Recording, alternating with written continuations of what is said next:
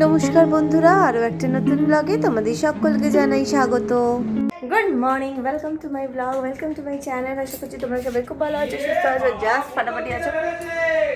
আর দেখো বাইরে প্রচণ্ড রোদ উঠেছে। আমরা যাব 12টার সময় বেরোবো, তো রোদটাই থাকুক, টাচুর টাচুর টাচুর রোদটা থাকুক। আমার স্নান টান হয়ে গেছে। আর হচ্ছে ছুরি আর বাথরুমে তুমি নিয়েছিলে কবে একটা, তো যাই হোক। তো এখন বানাবো প্যানকেক ব্রেকফাস্টের জন্য, আর ওদিকে দুধ কর্নফ্লেক্স এই সমস্ত খাওয়াবে। সব মিলিমিশে আমি প্যানকেকটা এখন রেডি করবো। ছেলে গেছে স্নান করতে, তাণ্ডব হচ্ছে বাথরুমে। তো এই হচ্ছে ব্যাপার। তো চলো কিচেন থেকে সরাসরি আসছি। তো এই চলে এসেছি এখন হচ্ছে প্যানকেক বানাবো, তার জন্য সব কিছু রেডি করছি।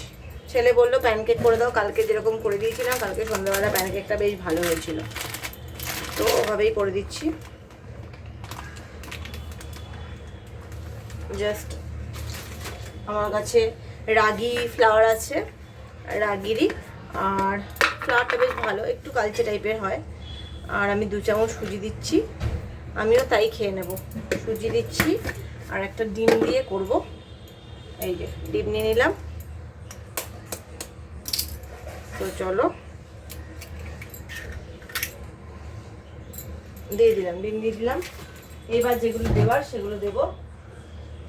এইবার দেব হচ্ছে চাট মশলা, একটু গোলমরিচ,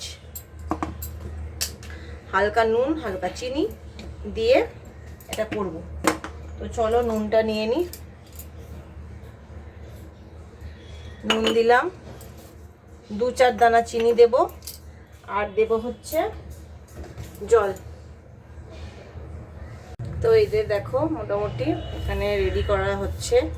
এটাকে একটু পাতলা করতে হবে, না পাতলা করলে কিন্তু জিনিসটা মোটা হলে না জিনিসটা ক্রিস্পি হয় না। ওই জন্য ভালো করে ফেটিয়ে নিচ্ছি ব্যাপারটাকে। ভালো করে আগে গুলে নিলাম, তারপরে আবার জল দেবো।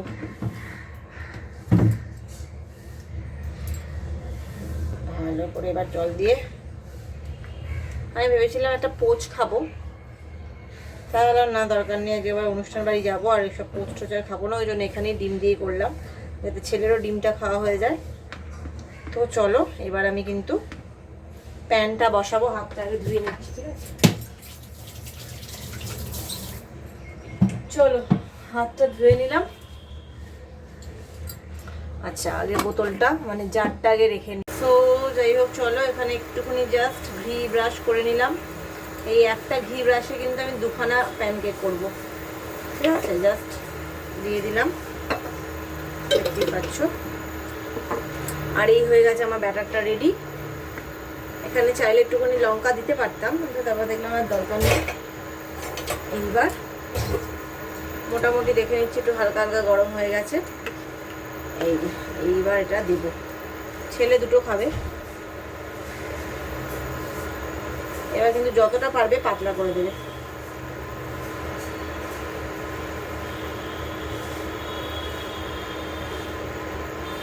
দেখতে পাচ্ছ পাতলা হচ্ছে, যতটা পারবে এটা পাতলা করে দাও।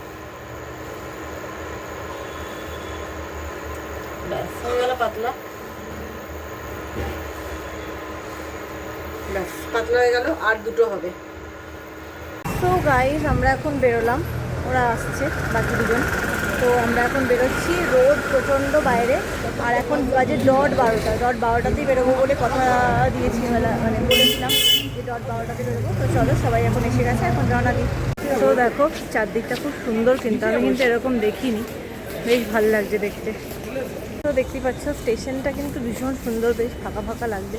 মানে আমার তো খুব পছন্দ হয়েছে, বেশ মনে হচ্ছে যেন বাইরে কোথাও চলে এসেছি। আর এর পেছনের আঁকাটা দেখো খুব সুন্দর দেখাচ্ছি, এই যে দেখো পেছনের আঁকাটা খুব সুন্দর। তো চলো এখন আবার নিচে যাবো। ওইগুলো জায়গাগুলো একটু চিনে রাখছি, যে আমি একা তো এখন আসিনি, তো একা দরকার হলে যাতে আসতে পারি, সেই জন্য জায়গাগুলো চিনে রাখছি। আর প্র্যাকটিক্যালি এখন আমাদের ভবানীপুর থেকে কিন্তু হাওড়া যেতে বেশিক্ষণ সময়ই লাগবে না, মোটামুটি হাফ অ্যান আওয়ারে পৌঁছে যাবো হাওড়া। হাফ অ্যান আওয়ারও লাগবে না আর কি। যাই হোক, তো দেখো এটা আমাদের ইয়েতে তো ছিল, ফরেনেও তো ছিল, প্রায় প্যারিসে তো এরকমই ছিল। যাই হোক, তো দেখো কি সুন্দর একটা করে দিয়েছে, এটা কিন্তু একটা সুইসাইড প্রোটেক্টর করে দিয়েছে। এর ওপারে ট্রেন আসবে, তো খুব সুন্দর কিন্তু করেছে।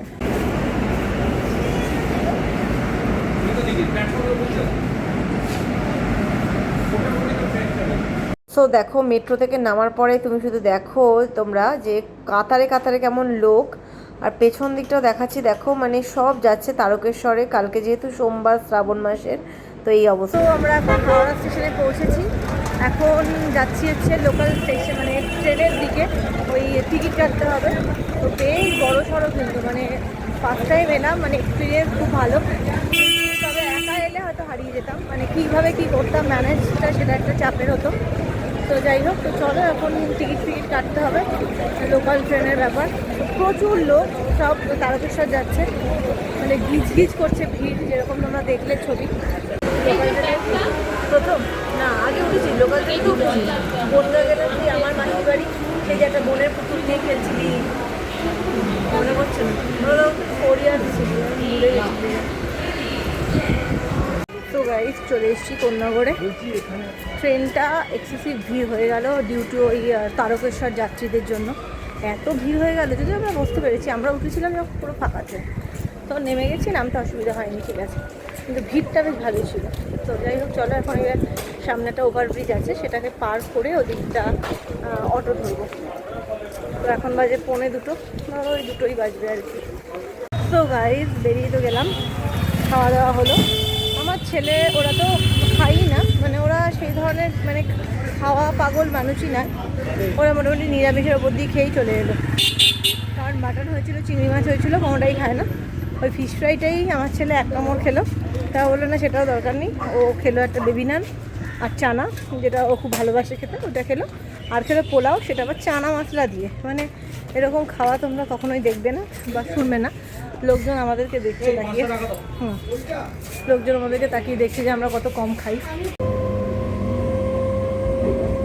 সো বহুদিন বাদেই তো ট্রেনে যেহেতু উঠেছি, সেই জন্য বাইরেটা দেখতেও বেশ ভালো লাগছে, খুব সুন্দর লাগছে। তাই ছেলেকে বললাম যে দেখতে দেখতে চল দেখ। ওর মানে ও এগুলো তো খুব একটা দেখে না, লোকাল ট্রেনে এভাবে তো যায় না। ও গেছিলো যখন, তখন একটা ছোটো ছিল, তাই বেশ ভালো লাগলো। তো গাইজ আমরা হাওড়া স্টেশনে চলে এসেছি। এখন ছেলে ওরা গেছে হচ্ছে ওয়াশরুমে। তো আমাদের আজকে এখন একটা অন্য প্ল্যান আছে, চলো প্ল্যানটা কী তোমাদেরকে বলি। যদি এক্সিকিউট করতে পারি প্ল্যানটা তাহলে জানাচ্ছি, আর তা না হয়তো নর্মাল বাড়ি চলে যাবো। তো বাড়ি যাবো সেটা একটু অন্য ভাবে। তো যাই হোক চলো দেখা যাক। তো দেখতে পাচ্ছি কি না বা বুঝতে পারছি কি না বুঝতে পারছি না কোথায় এখন আমরা যাচ্ছি। তো চলো ঢুকি আগে, তারপর তোমাদের সাথে শেয়ার করছি। দেখো আমরা কোথায় চলে এসেছি, আমরা এখন চলে এসেছি হাওড়া ফেরিঘাটে। এখান থেকে আমরা এখন লঞ্চে করে যাব বাবুঘাট। বেরোনো হয় না তো, তাই জন্য ভাবলাম যে বেরিয়েছি যখন। চলো এখন হাওড়া ফেরিঘাটে লঞ্চ ধরবো, ঘুরে বাবুঘাট যাবো। আসলে ওই আর কি বেরোলাম, চলো একটুখানি যাই, এরকম একটা ব্যাপার। তো চলো, টাইমও আছে, আজকে কোনো তাড়াও নেই। তো আমরা এখন যাচ্ছি, হ্যাঁ চলো। তো চলো লঞ্চে উঠবো এখন, চলো। Hello guys, good evening. তো আমরা তো যেরকম ঘুরতে গেছিলাম, ওখান থেকে দেখলে আবার লঞ্চে করে ফিরলাম। সব ফিরে এসে শুয়ে পড়েছিলাম, সবাই ঘুমিয়েছি আজকে। ছেলে প্রথমে বলছিল ওর একটু ঘুম আসবে না, তারপর বাবা এক ধমক দিয়েছে, তাদের করে ঘুমিয়ে পড়েছে। ঘুমালো, এমন ঘুমালো নাক ডাকতে শুরু করে দিয়েছে ঘুমিয়ে। তো যাই হোক, তো এবার আমি করবো এখানে চা, যার জন্য জল ঠল ভরছি। জল ভরে এখানে অ্যাকোয়াগার্ড থেকে জল ভরতে হবে। মুখটার আমি মেকআপটাও তুলিনি, তুলবো একবারে পরে।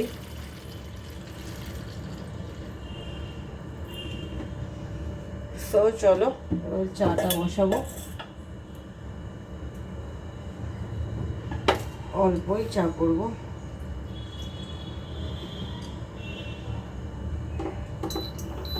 এবার এটাকে বসাবো চায়ের জন্য। চলো আবার ভাত করবো, চালটা ধুয়ে রাখলাম। আমি আর রাতে কিছুই খাবো না, কারণ ওরা খাবে, ওদের জন্য চিকেন আছে, আলু চোখা, উচ্ছে ভাতে আলু চোখা আর চিকেন, ব্যাস আজকে এইটুকুই খাওয়া। ডাল ঠাল আজকে আর কারোর লাগবেও না, চিকেনটা যা আছে আছে হয়ে যাবে। তো চলো চাটা নিই, চাটা জাস্ট বসে একটুখানি খেয়ে নিই।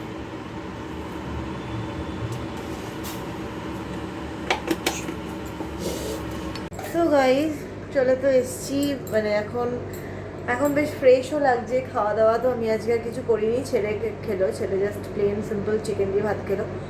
তো এখন ঘুম পাচ্ছে না, বেশ একটা শরীরের একটা ঢিস ব্যাপার একটা রয়েছে যে বেশ, কিন্তু আজকে দিনটা কিন্তু খুব ভালো কাটলো, বেশ বেশ একদম বৃষ্টিহীনভাবে ঘুরে এলাম। বেশ মানে ওর সাথে বহু বছর বাদে দেখা হলো।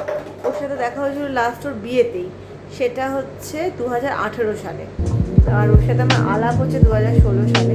তো তারপরে আর আমার যত অনুষ্ঠান হয়েছে, ওর যত অনুষ্ঠান হয়েছে, ওর হয় ও চেন্নাইতে হয়েছে, নাহলে আমার এদিকে অনুষ্ঠানগুলোতে ও চেন্নাইতে তো থাকে, ও থাকতে পারেনি। আর আমার ছেলের অন্নপ্রাশনে আমার ছেলের অন্নপ্রাশনের কি বলবো, মাস দেড়েক আগে, 2 মাস আগে ওর বিয়ে হয়ে যায়। তো তারপর চেন্নাই চলে যায়। তো তারপরে 2 মাসের মাথায় আবার অন্নপ্রাশন খেতে আর আসাটা সত্যি কথা হয় না আর কি। তো যাই হোক, ও আর আসতে পারেনি। যখন ছেলের 5 বছরের জন্মদিন হলো তখনও চেন্নাইতে ছিল। তো এই করে করে আসা হয়নি। আর ও যখন ওর বাপের বাড়িতে আসে ল্যান্সডাউনে, তখনও যে আমি দেখা করবো সেটা আর হয়ে উঠতো না। তো আজকে বলেইছিলাম যে আজকে আমি যাবোই, মানে ওকে আমি ওইভাবেই কথা দিয়েছিলাম। ও বলেছিল অন্যদি প্লিজ এসো তুমি, তোমার সাথে বহু বছর দেখা হয় না। তো যাই হোক ওই জন্য গেলাম, দেখা হলো। তো ওই আমার ছেলেকে দেখো, ছেলেরও আজকে এখন আর ঘুম নেই, কিন্তু ছেলে আজকে 2 ঘন্টা 15 মিনিট মতো ঘুমিয়েছে। প্রথমে বললো আমার ঘুম পাইনি, আমার একটুও ঘুম হবে না। তারপরে যখন ঘুমালো সে নাক ডাকছে, সে বাবু আর ওঠে না। ডাকলাম, এদিক ফেরে ওদিক ফেরে ঘুমিয়ে পড়ে। তো যাই হোক, কালকে স্কুল আছে, কাল থেকে আবার নর্মাল রুটিন। তো নেক্সট উইকেও আমাদের একটু প্ল্যানিং আছে, তো সেই প্ল্যানিংটাও খুব ভালো হবে। তো যাই হোক চলো, আজকে পিকনিক বন্ধুদের ওখানে, আজকে বাকি দাদা। তো যাই হোক চলো, আমি আজকে AK-47 নিয়ে দাঁড়িয়ে আছি। ঠিক আছে, গুড নাইট করলাম। এটা AK-47 না, এটা হচ্ছে কি বলো না, BK-47 জানি না, আমি এসব কিছুই জানি না, তুই বল। জানিস না তো, মনে নেই তোর? ছেড়ে দে, ছেড়ে দে, কিছু একটা অটোমেটিক কিছু একটা, যাই হোক কিছু একটা হবে। তো যাই হোক চলো, আজকের মতো ব্লগটাকে এখানে এন্ড করছি। যদি কিছু ভালো লেগে থাকে, যদি আজকে ব্লগটা ভালো লেগে থাকে, তাহলে লাইক আর সাবস্ক্রাইব করতে একদম ভুলো না। দেখা হবে কালকে আবার একটা নতুন ব্লগ নিয়ে। Till then take care, good by.